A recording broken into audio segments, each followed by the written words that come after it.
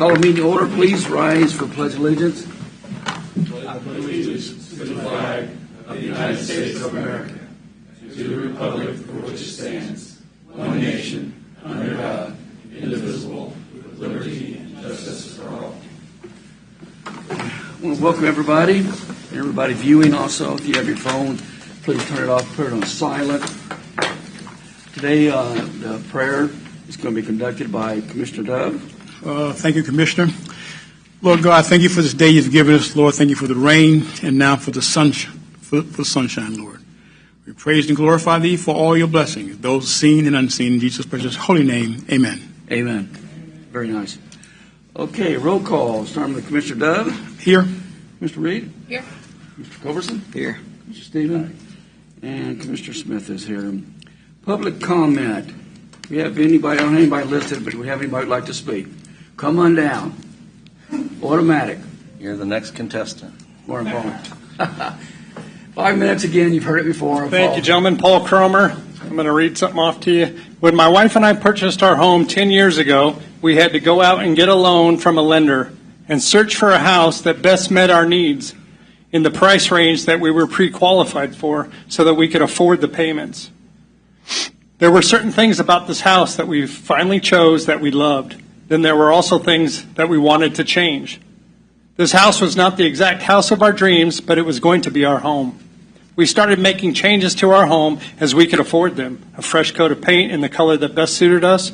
We changed some faucets, some light fixtures. We fixed some fences, just the little things that we could afford. After a while, we decided that we could afford to replace that old aging deck out back. We had to repair our rock retaining wall. We repaired a few windows. We replaced our main water supply line from our meter to the house. We removed some dead trees and planted new ones. I'm sure that all of you and everyone listening who owns a home can relate to this story. The point I'm trying to make is this. After all the time and effort, blood, sweat, and money that my wife and I have put into our home over the last 10 years, no one has ever offered to reimburse me for that investment. You might be thinking, well, you'll make it back when you sell the house. But I want you to think about this for a minute. No homeowner has ever been given the opportunity to go out and find that house, and over the next 10 to 20 years, while you put in the work to make that house your home, you don't have to pay any city, county, or school board taxes. And after that time frame runs out, 10 to 20 years later, they're going to let you sell that home and keep all that equity that you were able to gain by making those improvements, by using the money you would normally be paying in taxes. You were able to put it all towards the improvements of that house. Sounds great, right? But that's just a pipe dream. This will never happen. But what will happen is you, the citizens of Leavenworth County, will be expected to keep grinding it out. Pick up a second job or a side hustle if you have to, but those taxes will need to be paid. Only the large developers with deep pockets and large bank accounts will be given the tax abatements. Only they will be allowed to take advantages of state programs like the RHID. These projects will be pushed forward in the name of growth and prosperity for the greater good because we're all in the same boat together. If these projects are not bringing jobs and immediate tax relief to the county, then there is no need for any abatements. The taxpayers of Leavenworth County are the ones that need the tax breaks. Vote no on any RHID that is proposed, no matter how good they make it sound. Don't be fooled by a snake oil salesman. These projects will not cure what ails us. And as far as the bridges, before the meeting we were talking, I know last week you guys covered bridges. Moving backwards is wasteful spending. I want all you guys to look up a bridge to nowhere in Alaska and look how much money they paid on roads and a proposed bridge, and it was federal funds, but it's still our tax money. So think about this. If we're talking future growth in that area, that bridge is not going to support that. If we can cut wasteful spending, we need to do it for the taxpayers. I thank everyone. Appreciate it. Have a good morning. Thank you for comments, Paul. Okay, Mark, anybody else? Mark, do you have anything for the group? No, I'm sorry. I'm going administrative business. I always run those together. Administrative business, Mark? Okay. Mr. Duff, you have anything? No, I do not. Vanessa? I wasn't sure if anybody plans to go to this in Wichita. It's in October. I didn't know if certain people normally go. Steven. You go I first? usually go. Okay, I'll let you guys go and tell me about it then. Well, I think if we put it on our, We all can go. We just have to, we can all, as long just have as to we, reset the thing. Well, no, I mean, It's we well can put worth it on. going. I'm happy with 2, you know. It would be something you would get a lot out of, though, to go. It's one of the better ones. I kidnapped Mr. Duff the last one we went to in Manhattan. That's one of those, they do 2 a year, basically. And I thought It's good to go. I thought it was pretty informative. Good to go. Okay, well, if someone wants to drive me, I guess. But we'll talk about it because we'll have to do He's something. got a bus. It's a party bus. Jesus, Mike, don't help me. We'll have to talk about it as we get down the line, but we can discuss it. I enjoy going to them. I learn something every time I go there. So whoever wants to know, go. Just let me know. And then I'm a I'll go. planner, so I'm Okay. like. So we're probably going to have to do figuring it all something with that commissioner meeting, Mark. Is what we're saying. Okay. Like to do something. Anything else you would like to bring up? No. Then you would answer. Jeff, Mike. I have a couple things. A couple weeks ago, the IT department mentioned that we archive the computer records of all departments except, and with the exception of the sheriff and the county attorney. And that policy, I believe they said, was adopted in 2010. But having reviewed this, most counties archive all of the records. And it would seem in the order of transparency that we should archive all of our records so that if a federal judge or a state judge ordered those records, that they would be available. So I would suggest that we put it on the agenda to consider this. Mark. Well, Commissioners, it is a policy of the board, so it would take a motion and a policy of the current board to amend the current policy, which is excluding those 2 departments. Okay. Well, Commissioners, y'all want to bring it forward to another meeting? Sure. Okay. We can do that, Mike. Second thing, just a question for the county counselor.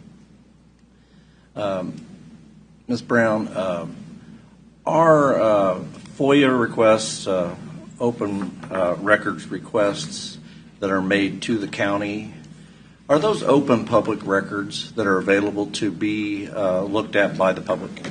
Yes, they are. And another question on FOIA requests that are brought forward. Some counties actually put those on their websites and actually have them available for the public to view so that there's not redundative requests. Is that correct? That's correct. So a lot of the neighboring counties have different systems where you can make a core request online. All those requests are visible so that anybody coming in can search it up and see, maybe they wanted to see a contract for a certain project. Instead of asking staff, those requests, can be queried and visible. Other counties will put every request that comes in and it's like part of their open business in a packet that goes to the commission. I mean, there's just different practices, different places handle it differently. So in the state of Kansas, you're allowed FOIAs for transparency so that the public has the ability to look at open records and have transparency in government, correct? I'm going to make sure I understand the question. You're saying The reason for the FOIA statute is for the public to be able to see what the workings and the inner workings of government are and for transparency to the public. That's correct. And since we're the state of Kansas, we go under the Kansas Open Records Act. And yes, records can be requested to be reviewed. There's certain exceptions where we are not required to release those records, and but we can if we choose to. Certain things don't get released, like personal information, public health information, employee matters, things like that. So in some certain cases, I've read articles about the fact that, for instance, some prisoners in federal prison or in state prison will use the process, open meetings process, to basically to abuse the process by presenting multiple requests for information, and that would be called an abuse of the process. There are exceptions in the Kansas Open Record Act for abusive requests. However, I would caution before we go down this path anymore, that would probably be something better discussed in an executive I just want to get that out on the public, that FOIA is open to the public. Whoever makes these requests, that's open records. There's nothing private about that. You've decided you want to request something that the government has done, and it is an open public request. I just want to make that point. So that's all I have to say. One more thing I just want to point out. Wrote this article a couple of weeks ago. Goes with the railroad, because Kansas legislature was a train wreck on property taxes. And I just want to read a couple things. After an election cycle in which virtually every legislative leader in Topeka admitted that the property tax issue was the issue, the Kansas legislature's response was much like Marie Antoinette's response to starving peasants during the French Revolution. Let them eat cake. And I won't read the rest, but because it just reviews what happened during the legislative session, which was virtually nothing happened. But I did point out the legislature did approve eliminating the state 1.5 mil property tax that was used to fund the schools for the deaf and blind and other state educational buildings. This cut amounts to about $30 per year in property tax reduction on a home valued at $150,000, or around $60 per year reduction on a home valued at $350,000. So if you think the legislature giving us a $30 cut or a $60 cut, depending on your home value, did much for you, just look at how much your taxes went up this year on your statement. We need to have the legislature act on capping property taxes and on a whole host of other issues, including requiring votes if we go above the rate of inflation on our spending. Thank you. Thank you, Mike. Okay, we'll move along. Consent agenda. Mr. Chairman, I make a motion that we accept the consent agenda as presented. I'll second it. Any discussion? I'll start with Commissioner Dove. Approved? Yes. Aye. Aye. Aye. Aye. All right. Okay, formal board action.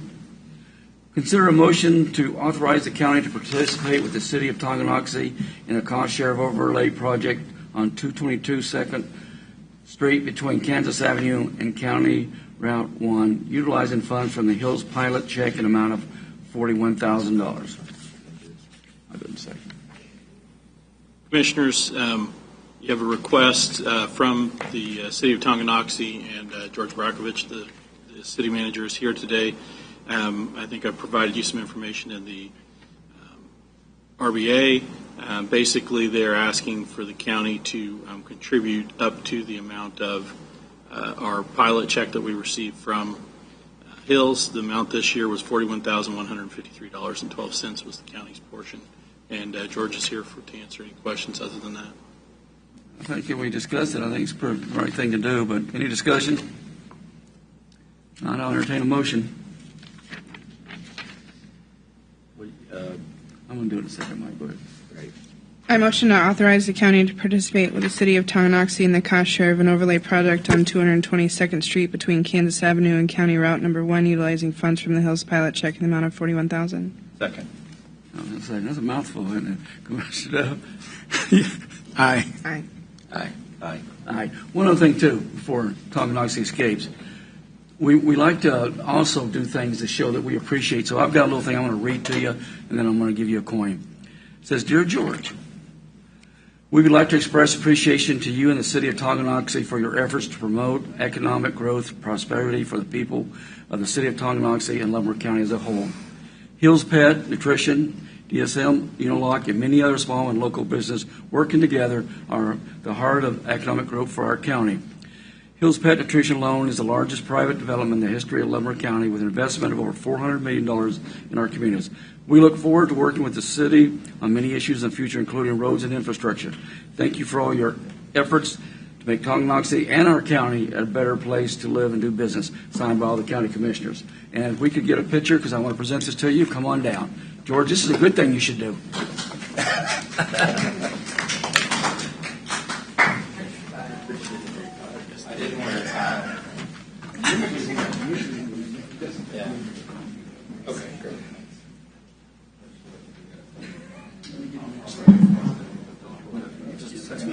Wait. Wait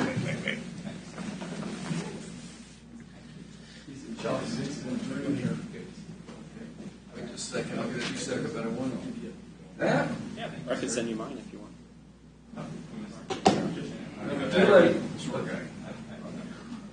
Ready, guys? Smile. You like each other? Good to go? Anything you say? I was just I'm happy to accept this on behalf of the city of Tonganoxie. I'll make sure the mayor and the city council are the true recipients of this because they make the hard decisions. So, We appreciate you. Good working with you. Thank you. Thank you. Thank you for your support this morning too.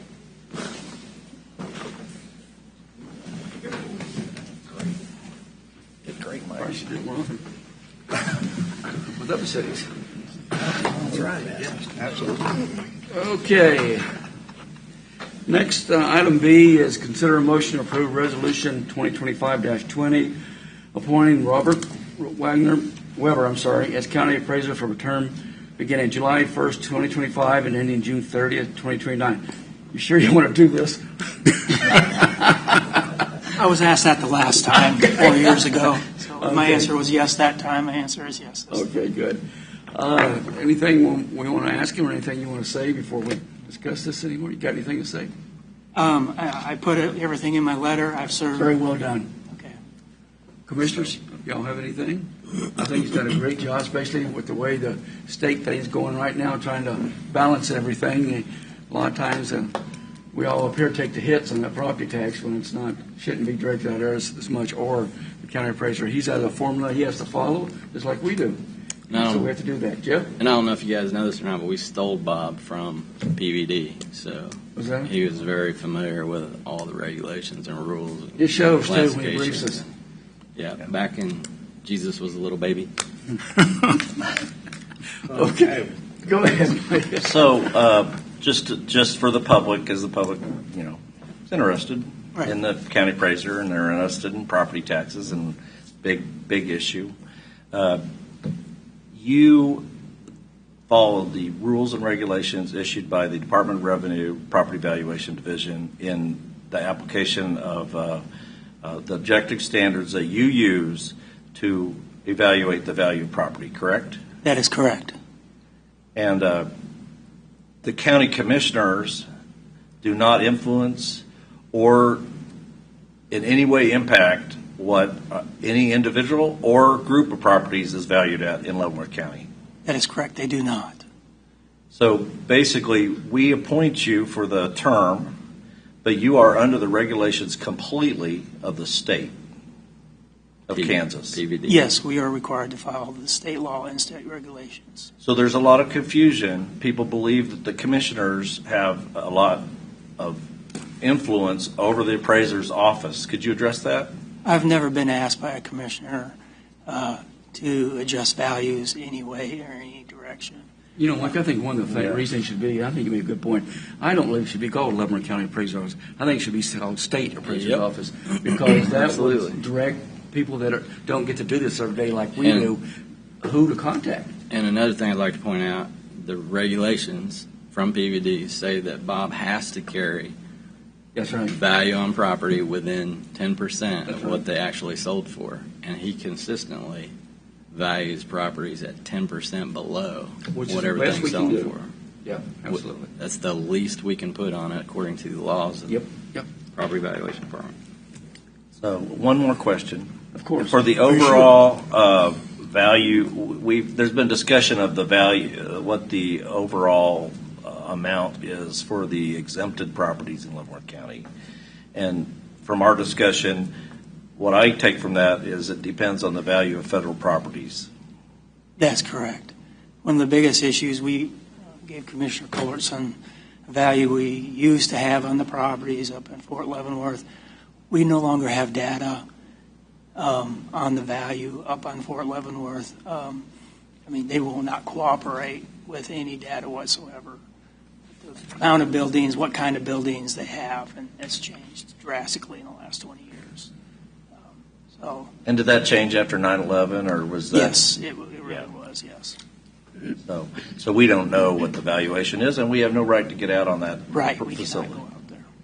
So that's where the discrepancy is. Sometimes people are arguing about what the exempted properties are. Yep. Thank you. You're doing a great job. Any other? Vanessa, go ahead. Do you happen to know, is it true to say that sometimes individuals will come in asking for a relook and they will get sort of a refund or a reduction in? So there are, built within the system are two times to appeal your property taxes, or not your property valuation, excuse me. We send out change of value notices March 1st, and they have 30 days to appeal. And so they can appeal, and they come in and supply us with information. Sometimes we find reasons to reduce them. Sometimes we don't find reasons to reduce them. We try to look objectively at the property.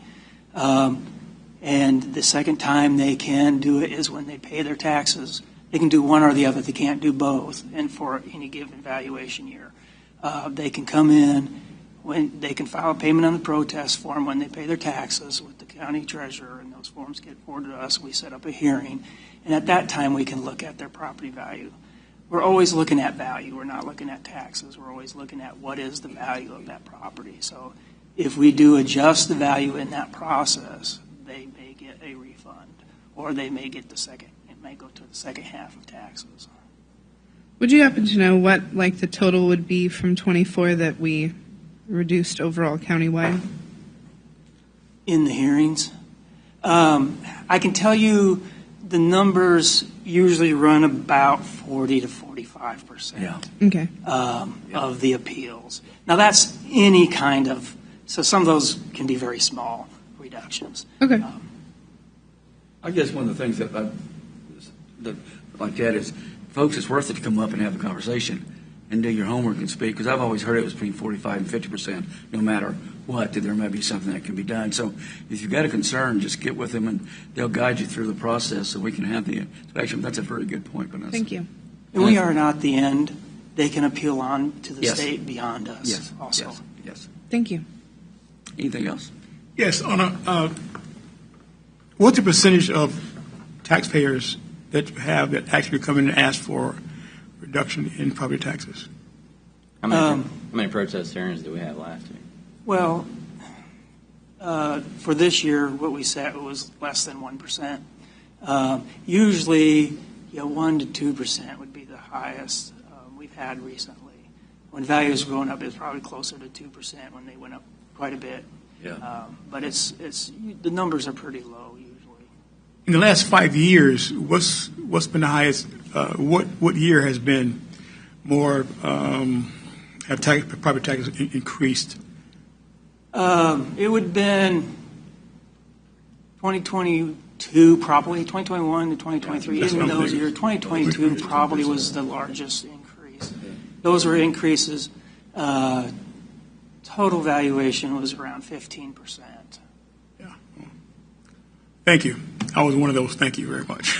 Yeah, I think You're welcome. I think. I kind of joined you on that one. So, those 2 years were just terrible. Flat terrible. Okay. Any other commissioner have anything? If not, I'll entertain a motion. Well, I guess that we make a motion to reappoint Robert, to approve Resolution 2025-20, appointing Robert Weber as county appraiser for a term beginning July 1, 2025, and ending June 30th, 2029. Got a motion. Can I second? We got a second. Any more discussion? Start the roll call. Commissioner Dove? Here, excuse me. I see you. We know that. This has been one of those I'm meetings. still thinking about 2022. Yeah, we're all in shock from that. Aye. I think that was positive. Aye. Aye. Aye. Aye. Very good. Congratulations. All right. Thank you. You're doing a great job. Keep it up, Artie. You are. Thank you. Item C, consider a motion to approve Board Order 2025-6, directing tax counsel to initiate judicial tax lien foreclosure proceeding. Good morning.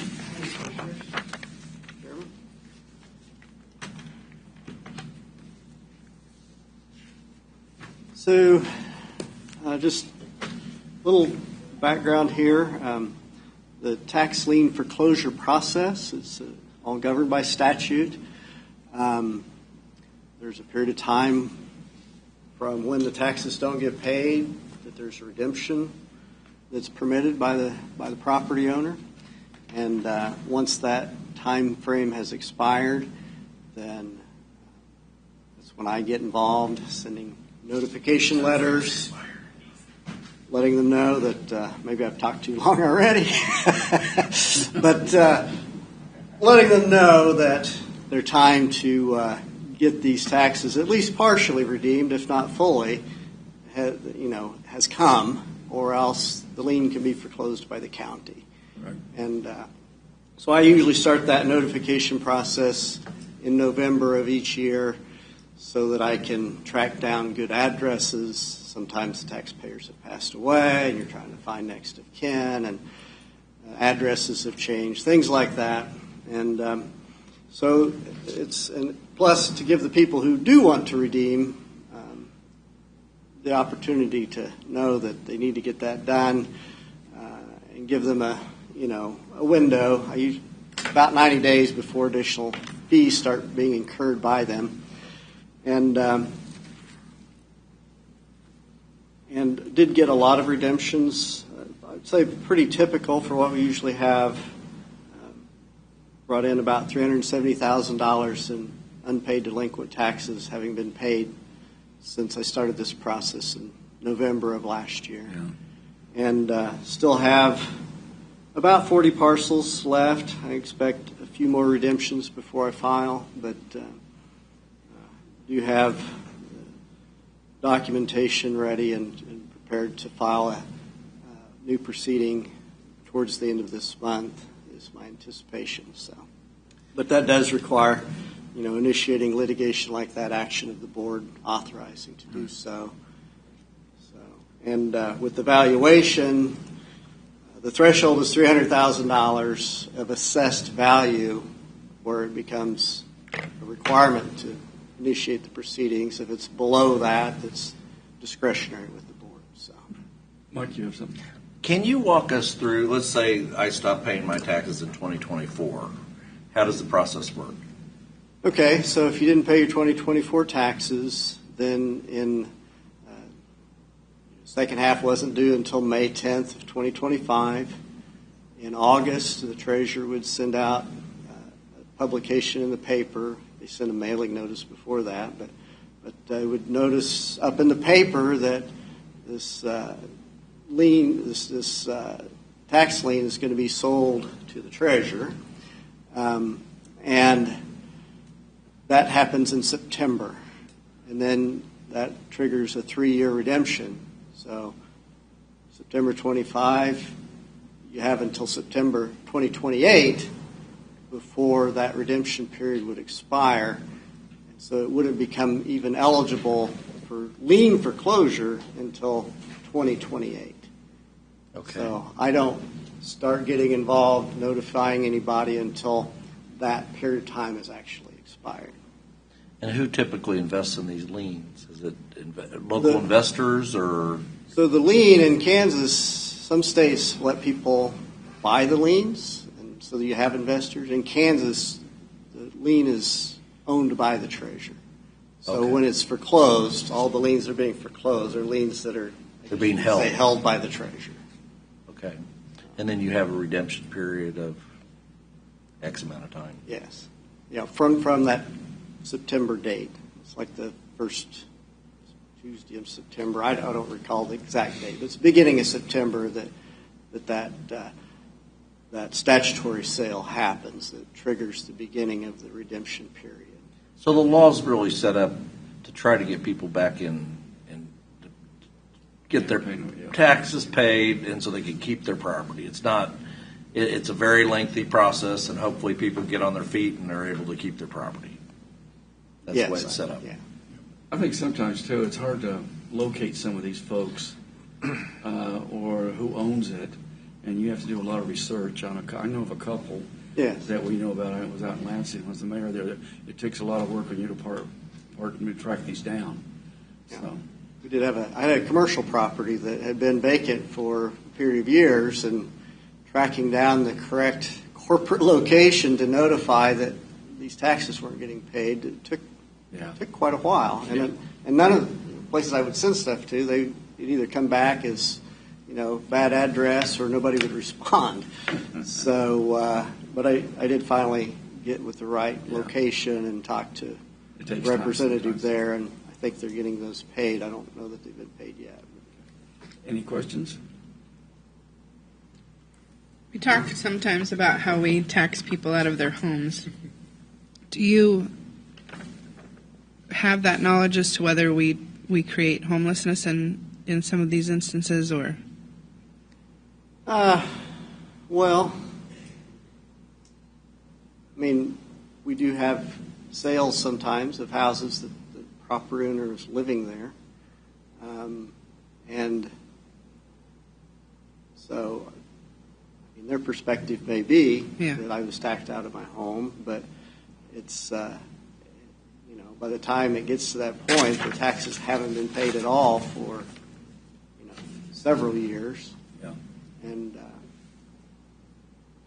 I know there have been situations where the purchaser at the tax sale bought the property and then rented it to the homeowner who formerly owned it, and they paid rent even though they hadn't previously paid the taxes, which kind of befuddles me. But anyway, make every effort to give people as much heads up as possible so they don't get put in that situation where they have to pay all the taxes. And even once I filed a petition, the requirement is by statute all the delinquent taxes have to be paid to get it out of that process. Do as much as I can to work with them of timing, the sale, delaying things sometimes just a little bit in order for them to come up with the money.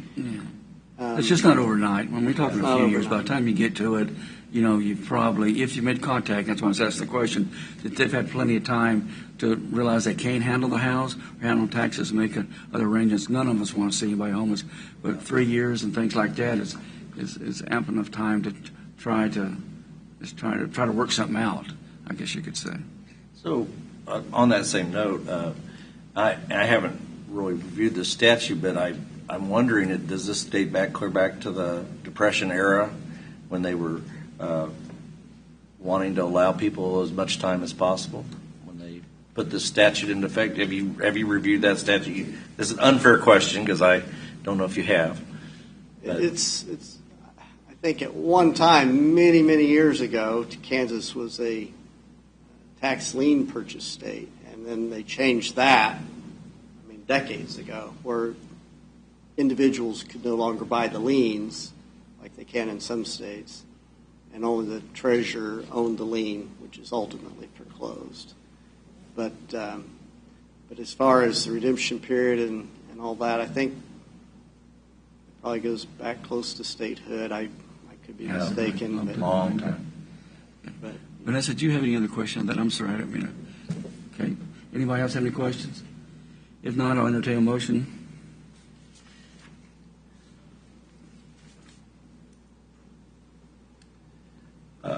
Move to approve Board Order 2025-6, directing Tax Council to initiate judicial tax lien foreclosure proceedings. I have a motion. Do I have a second? Okay, folks, I'll second. Nobody wants to second that one. I know what y'all are doing. I'll second it. Okay. Motion and second. Any more discussion? Besides Mike and Mike look like the bad guy. Okay, Commissioner Dove. Aye. Aye. Aye. Aye. Aye. Okay. Number D, consider a motion to adopt Resolution 2025-18 and approve the rezoning as outlined in case DEV 2522 based on the finding of the governing factors as set forth in the staff report and instantiated by the finding of facts as adopted by the Planning Commission. Morning, you two. Good morning. All right. Resolution 2025-18 is a request to rezone the property located at 19701 163rd Street from RR 2.5 to Residential 143, which is our 1 acre zoning designation. And to be clear, this is only for the roughly 1.5 acre in the southeast corner of that parcel, so around the existing house. They would like to do this due to the fact that they own obviously a much larger parcel. They wanted to split off as little of the adjoining land as possible. Therefore, they are requesting this R1 43 zoning to only split off at, like I said, roughly 1.5 acres. The Planning Commission did consider this in their May meeting. They recommended 9-0 approval, 920 approval of this request. But the full staff report has been provided for you, as well as their recommendations. So if you have any questions, let us know. Any comments, questions, folks? I have a question. Go ahead, Mike. And this may be for council. When we establish this type of new zoning at that location, does that set a precedent and allow adjacent properties to then request to be rezoned at that size? Yes, it does, Commissioner. And there are, I believe, in this situation, other parcels of a similar size. I think when the Planning Commission looked at it, they looked at the comprehensive plan as well. But, you know, it would be disingenuous to say, no, it doesn't set a precedent. Right, absolutely. There are other adjoining or adjacent parcels that are at least an acre in size or above, but less than the 2.5 acre of the current zoning designation. The future land use map does have this area designated as residential 3 units per acre, which is obviously a much higher density than what the applicant is requesting, which I believe is why the Planning Commission ultimately voted to recommend approval of this request. Yeah. Well, that's just my point. If you approve this, you are approving the next guy is going to be allowed to do the 1 acre. Well, I think I understand that comment, and very valid. I just think as a governing body, we have to look at each one that comes before us and try to stay consistent, but every once in a while you're going to have something come up to me that just needs to take another look at. And so, but your point is very valid. Is there any other comments on this? What was staff's recommendation on this? Staff's recommendation was denial based off of our original recommendation to the applicant to rezone the entire parcel. So when they did get to the point of platting, the entire subdivision would be the same zoning district. But ultimately, staff does recognize that the zoning future land use designation is what it is. So while we recommend, obviously, the whole subdivision match that zoning designation, the recommendation stands from the Planning Commission for you guys. Okay. Vanessa, did you have something? No, I believe this is the planning meeting that I attended, if I'm not mistaken, and I think I don't know exactly how much we should repeat here of what what that was. But can you talk about the reason of the landowner? I think that was discussed at the planning meeting. The landowner wanted to retain his ability to operate the rest of his property in its existing zoning. They wanted to accommodate, I believe, another family member to buy the house that pre-existed on the site, which is why they wanted the singular lot. Traditionally, staff wants an entire parcel to be under the same zoning district. The first thing you weigh when you're going through a zoning amendment, Commissioner, is the future land use plan. I believe, as Misty had stated earlier, you have 1 acre and less zoning within 600 feet of this particular site. So from a future land use standpoint, it's certainly compliant, but holding with the general policy of planning and zoning, we asked that the whole thing be zoned 1 acre if that was their intention. But the Planning Commission disagreed with the staff's recommendation and overruled that and decided to approve the application for a singular lot. So is it accurate to state there was an existing house on the property? There was an existing house, and they're trying to accommodate that through a future split down the road. But to accommodate that split, they needed a rezoning to 1 acre. So this landowner became owners of that existing house at some point, and then the area that they're trying to rezone already had a fence around it. Correct. In this Yeah, the size, boundary is I believe. established at 1 acre by that fence. Thank you. Right. Anything else?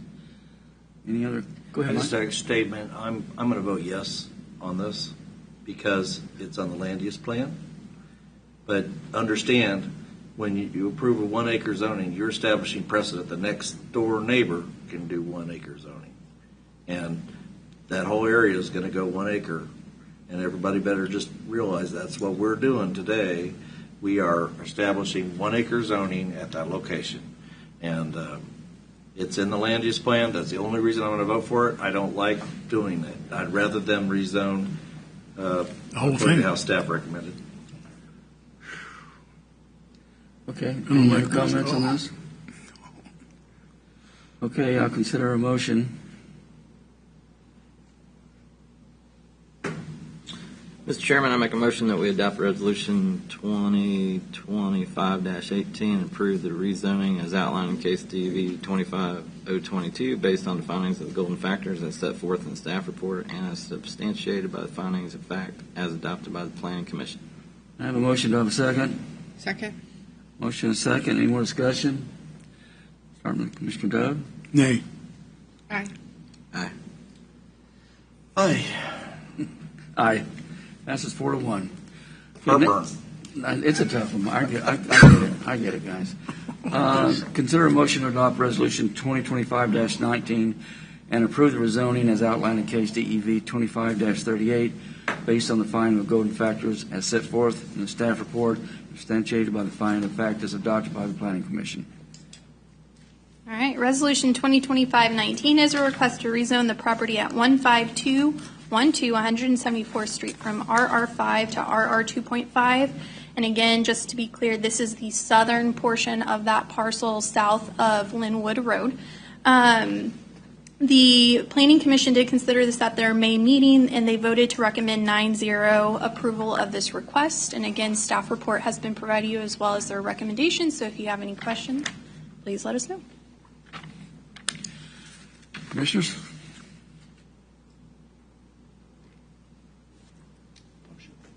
Okay. I make a motion that we adopt Resolution 2025-18 and approve the rezoning as outlined in case DEV 25-022 based on the findings of the golden factors as set forth in the staff report and as substantiated by the findings of fact as adopted by the Planning Commission. I have a motion. Do I have a second? I'll second it for discussion. Is there any discussion now on the issue? Any questions? You're on. Is that the right one? I think it's 19. You're on the wrong one. Oh, I'm sorry. I read I was reviewing it. I got you. It's the last one. Oh, sorry about that. I E. apologize. Read the wrong E, one. rather. E. Motion to adopt 2025-19 and approve the. So just substitute Resolution 2025-19 is the number, and the rest is the same. No, DV The case number. 25-38. Mike, read it. Okay, Please here we read it. go. Consider a motion to adopt Resolution 2025-19 and approve the rezoning as outlined in case DEV-25-038 based on the findings of the golden factors as set forth in the staff report and as substantiated by the findings of fact as adopted by the Planning Commission. I'll second. I didn't even catch that. I last got time. my Wheaties I get a second. this morning. Commissioners, comments? So I feel like there's a little Same tension, thing. and maybe I'm just reading into something, but it feels like there's tension between future use and as we go through these. Does anybody want to talk about that? John? Future land use is the primary component the first component we consider whenever there's a zoning amendment. There can be pushback from surrounding areas because it may be dissimilar zoning than what they see there on the ground that day. But that's the purpose of the comprehensive plan, the future land use plan. So, again, we have a set of rules by which the Planning Commission makes that determination. Again, primarily, the first element of that is that future land use plan. So, where it's laid out, how it's laid out in those densities are the key elements of the placement of that plan. Some people agree, some people don't. So that's where the tension typically arises. You have adjoining neighborhoods that may be 5 acre, but the future land use plan may be calling for 2.5. So I think there's a disconnect there sometimes between what people see and that future land use plan. I was asking a little bit more about the staff portion of that. It seems like sometimes in these, and I may just be misreading it, but it seems like sometimes the staff is denying it because it's not what it currently is, but it's in the future. Well, again, when you get a report from us, it's based in the regulations. So we're going to first consider that future land use plan. Okay. If we recommend denial, it's normally based on that. It doesn't match the future land use plan or some component of the comprehensive plan or regulations, but it won't be for any other reason other than the established regulation. Okay. But John, when you do that and you do it, and I understand that, you got to follow the rules and regulations, but there's been many times that we've sat here and talked about that it still could work, and the Planning Commission has gone 9-0, and I think that's where, without speaking for Vanessa, And that's their purpose. I think we're trying to divide it up. Why are you saying no or don't recommend it when really, in other words, you're saying yes? And it's just because you're following the things that are set up, the checkpoints that you have to go through. From a staff perspective, our responsibility is to follow the regulations. From a Planning Commission perspective, theirs is to adopt on the case-by-case basis. Take into consideration the planning staff's recommendation and then the real-world conditions. Sometimes their recommendation doesn't align with staff's recommendation. And it's for that reason. They're trying to accommodate what they see in front of them as well as the regulation in the best it can be accommodated. So if the land use plan, the comprehensive plan, is really a guideline for how we're looking at how development should take place in the county as far as land use, correct? That's the intention of the plan, yes. So we have, if you look at the comprehensive plan, and you're in the process of reviewing it, correct? We do that on an annual basis, yes. If you look at it from Leavenworth to Lansing to Pacer and then over to Tonganoxie, around those cities is where you have this higher density zoning as far as the land use plan. Traditionally, that's true, yes. And that's because the cities have the services, the sewer, the water, all the things that are necessary to develop are right close to the cities readily, typically. To build to density, you need public utilities. That's why they're typically centered around each one of those communities, because they do have those established utilities. So that's why the comprehensive plan lets that, but that doesn't mandate that we change, like if it's a 5-acre zoning and the Planning Commission decides that the golden rules actually would mandate that they not change the zoning, that's in their discretion. That's in their discretion to make the recommendation to you, yes. Right. So, but your staff is almost always going to go with what the land use plan always says. It will be always. And so Yes. when you see the discrepancy between the staff recommendation and the recommendation from the Planning Commission, it's most of the time because they're either departing from that land use plan or some other regulation. And there are many times and many reasons why they may depart from that. But again, from a staff standpoint, we're always going to defer to the regulations, always. And then, let that play out within the Planning Commission and ultimately the Board of County Commissioners. But back to what we said about this last case that we did. If we take and out in the middle of nowhere decide that we are going to rezone something to 1 acre, that establishes a precedent to the neighboring properties around that 1 acre zoning. It is possible to do that. That's correct. And that's the concern a lot of people have.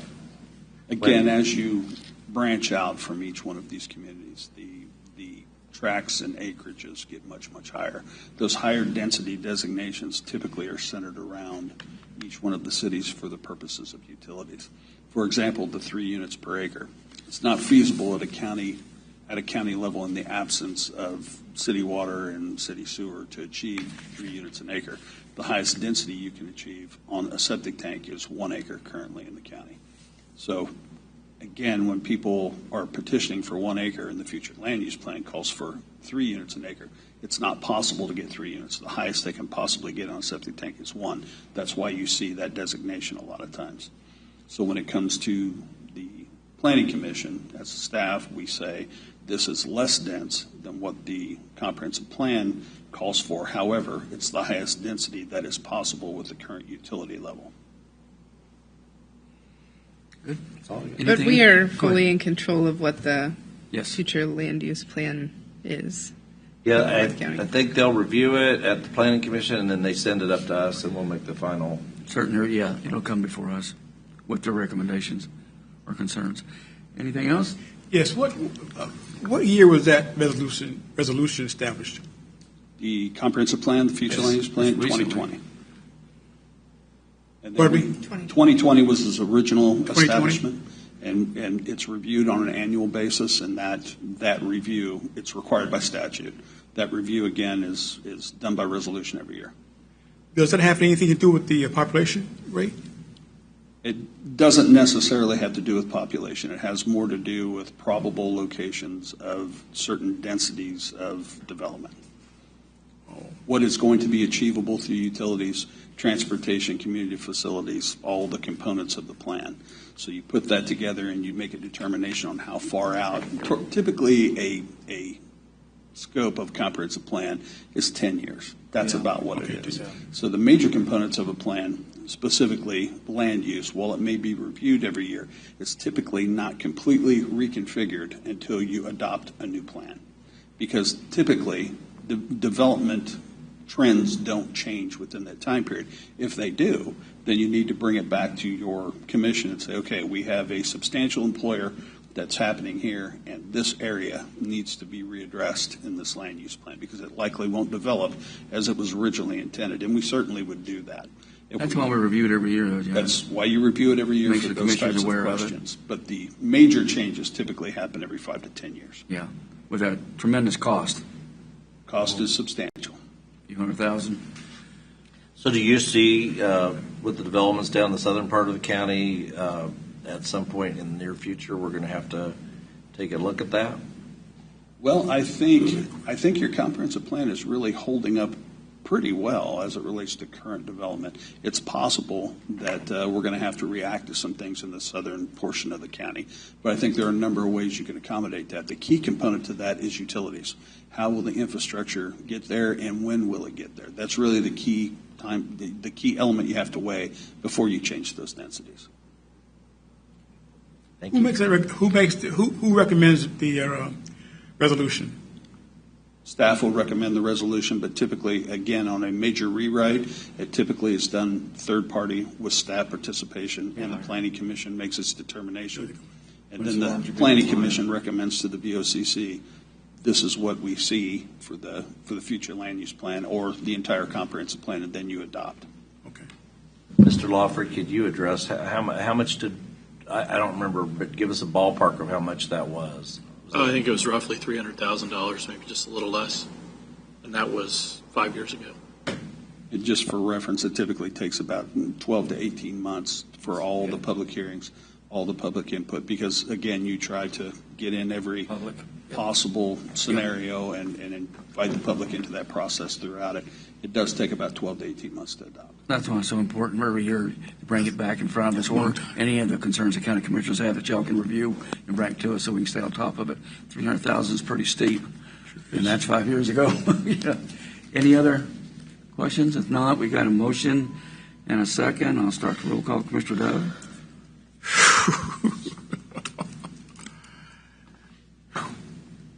Can you abstain? Really, you should give a, with your here, you should give a vote, because what happens if you abstain and it goes with the other majority, it becomes that vote. Well, yeah, okay, I agree. Aye. Aye.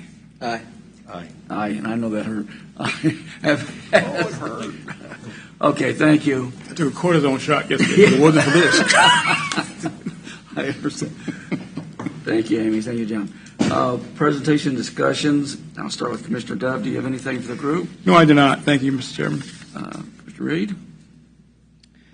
I wanted to talk a little bit more about having the representative for our local shelter come. I think I would like to hear her input as to if they see any homelessness due to taxation, like we were talking about, and also talk about just Leavenworth County as a whole. I just wanted to see if there was an appetite for the Board of County Commissioners. I don't mind updates and information coming to us. Makes us smarter, and I'd be interested in hearing what they have to say too. Okay. I know it's a city, it's in the city, but Yeah. we're all in this together. Thank you. So unless the commissioners have a problem with that, we might. No problem Okay. with that. Okay. Anything else? Jeff? No. Mike? Went to the State of the School District in Baser, and I visited with I can't remember her name, but we're going to try to put together a meeting about apprenticeships where we get it in front of contractors and school districts.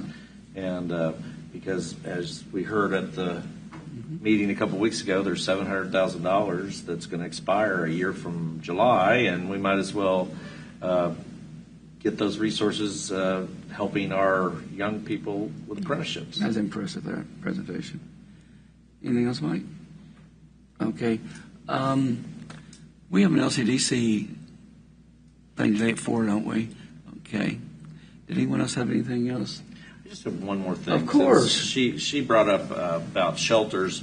I was thinking a different shelter was the animal shelter. Oh, I thought you were going to call basement shelters. I said, please let's We got all kinds of shelters. Let's not But I know that there's funding that we give the sheriff for animal control, and I think that the local humane society is kind of thinking about coming with a proposal to maybe supplant that or to replace that and do that service. So I just wondered what the process would be since budget time is coming. It'd be a budget time, I presume. Go ahead, Mark. Well, Commissioners, currently animal control falls under the sheriff's office. It's part of his budget. If you were going to entertain, I guess, a separate entity providing that service for the county, it'd be appropriate to invite them in to give a presentation on what services and what that cost might be. And obviously, I think you'd want to involve the sheriff since he currently provides those services. I don't know if what you're contemplating is they replace the sheriff's services or if they... I think they had a proposal. I'd like to hear what their proposal Yeah, they is. did one. Yeah. They got one after what happened last time. Well, one of the things I've been trying to clarify, and maybe we could get some formal communication from the sheriff on, is that the sheriff's office only takes issue with animals that, or cares for the animals that are involved in a court case, where strays and various miscellaneous other situations are left to other means. So I would like to clarify that and make sure we're all on the same page with. That's a good point. I've heard that they'll send someone out, but out in the county, unless there's something special, they won't pick them up. And that's where my question is: if you're going to have an animal control, if that's part of the job, we just had that defined. I've been hit with that a lot lately. So, thank you. So I'd be very open to seeing it privatized if it provides us services, but we need to know the details. Yeah, because it scares me sometimes to think about. I just want to be clear about what our policies are. You know, if you think an animal is sick or needs attention, if the sheriff's office isn't coming out and we are not partnered with a shelter service or something similar, is it left up to an individual to try to? You know, I just don't know what. and some won't take them in because there's a cost associated to it. There's a lot of questions. I think, in my opinion, the first thing we got to do is make sure we got the sheriff involved on this, and this usually comes up at budget time. I mean, if the animal's sick or bites someone, you know, I'm just I going down the road I think of. that's the call, and they will do something. But there's a lot of animals just roam out in the county. Mark, did you have something on that? I think it's all about timing. I think in the past we've had the Humane Society come in a couple of times, but it's usually outside the budget cycle. So if this is something you want to contemplate, I would definitely recommend they get in here in the next 3 to 4 weeks. Otherwise, we'll miss that budget cycle again. Sounds good. Anything else? Mark, do you have anything for us? Motion to adjourn? So moved. Second? Aye. You ready? Vanessa, are you ready? Jeff, are you ready? Aye. Aye. Aye. We are adjourned. Thank you, folks.